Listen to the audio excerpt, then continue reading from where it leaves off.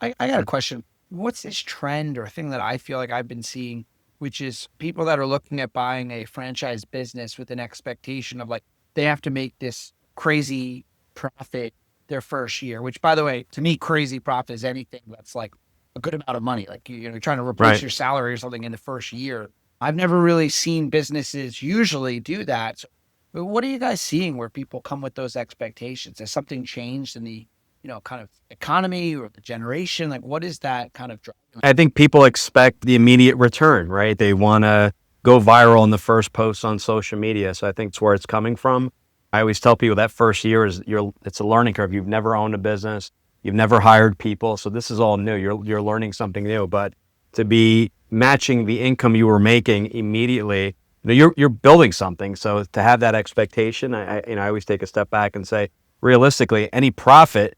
So even if there is that kind of profit, you want to reinvest in the right team, in the right systems, because this is not a business that you hope to grow 10% a year. This is something that's going to be growing exponentially. That's something I've experienced in my business, and I always, my first year, reinvested everything back. I didn't take a dime out, but I also set reserves aside for that. So I think it's this instant gratification. I have to make money right away, and it's okay if you don't match your salary the first year. You should really be investing in those systems, or else you're starving the business. You're pulling too much out. You're not hiring the right people, or not paying them what they're owed, and you're not investing in the technology as well. Yeah, but people say that, but they're still taking a salary, and they're saying the business isn't profitable.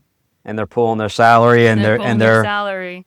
I mean, I think it just depends. Some people can hit the ground running and some people don't. There's hurdles that you can't predict. No one has a crystal ball. right, Like COVID happened, people that own certain businesses were affected, and other people, like if you were selling masks, you killed it, or right, gloves, or whatever, right? right. So it just depends. I think you can make money year one. We've done it before, and it's doable, but It's more I of what don't you do know. with that money. So even if you Yeah. make the money, you don't have to pull it out. You can reinvest. I think you should be reinvesting as much as you can to build that base so that, the money's not made the first few years. The money's made later, and in many cases, money's made on the exit. Yeah. It's interesting. Like, yeah, right. People forget about the enterprise value that Right. they built in a Right. business. I was talking to a business owner that had started building a business. Their first year did well, but didn't make money. They lost money, Right. but they were building the bones of the business. And in their regular job, they made a substantial amount of money. And what you have to remember is like, I can't give tax advice, but when you lose money in a business, but you have another income, that loss is a net operating NOI, net operating loss. Right. And net operating loss. And it carries over into your taxes. And so if you're making a bunch of money in one place, well, now you're losing money, if you will, as far as your other business, but you're building a business, you're building an asset. You're mitigating tax exposure. And then the next year, when you do build the business further, and let's say you do start to make a profit, which by the way, most business owners, they want to try to have Sure. a big profit. But when they do start to have a profit, you're going to be able to get a multiple on that profit, whatever multiple down the road. And so you have to think of it as like enterprise value of what you're building. But I think that the number one mistake business owners make is they start to succeed and then they go buy the boat or they go get the new Right. car. And it's like, no, you should, like you said, reinvest the money into your business for a while.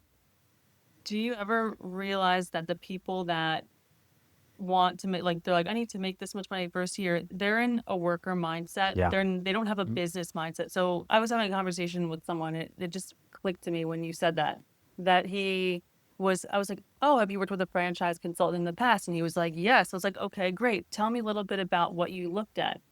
And he was really attached to what the business was. And Joey, we had worked together last year, worked for a major auto company, and just needed a change. But shifting your mindset from an employee to a true owner is the hardest part.